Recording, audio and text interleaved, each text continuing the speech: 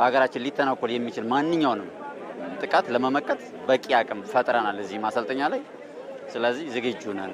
የሚያሰጋን ህዝባችን የሚያሰጋ ሀገራችንን በሀገራችን ብሔራዊ ጥቅም የሚመጣ ማንኛውም ነገር ለመመከት ቁርጠኛ ነን፣ ዝግጁ ነን፣ በጽናት እንቆማለን። ኢትዮጵያ ታሪኳ ተከብሮ በሁለት እግሯ ቁማ ጠንካራ ኢትዮጵያ እንዳትሆን ለማድረግ የሚያደርጉ በአንዳም አሉ።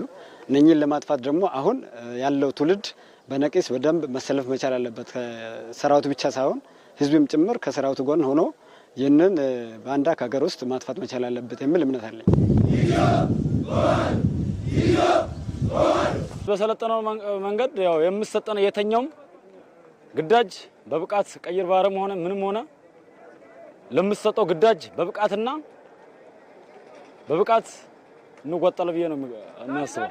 ከሀገር ውጭም ከሀገር ውስጥም ያሉት አሸባሪና ጠላቶችን በተማርነውና በሰነጠልነው ስልጠና ብቁ በሆነ የወሰድነው ስልጠና እነሱን ለማስወገድ በተሻለ ሁኔታ ተዘጋጅተናል ማለት ነው።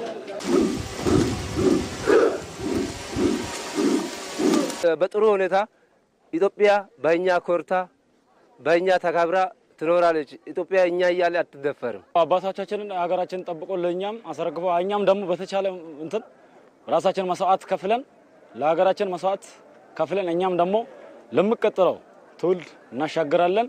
እኛ ያለን ማንም ኢትዮጵያን አይነካም አይደፍርም ብዬ ነው የምገምተው ማለት ነው። በብሔር በሃይማኖት በማከፈል ሳይሆን አንድነታችን አጠነክረን በአንድ በፍቅር በሰላም እቺን ኢትዮጵያ አሁንም ወደፊትም እሷን ለማስቀጠል ነው ማለት ነው። ብዙ መስዋዕትነት የተረከምናት ሀገር ነች። እቺ ሀገር ያለኛ ማንም የላትም። ያንን የተረከምናትን አደራ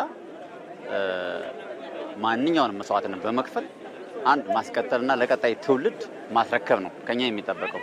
ለዚህ ደግሞ በቂ የሆነ ስልጠና ወስደናል፣ ዝግጁ ነን። ምንም በቃ በእኛ በኩል አስተማማኝ ቁመና ላይ ነው የምንገኘው።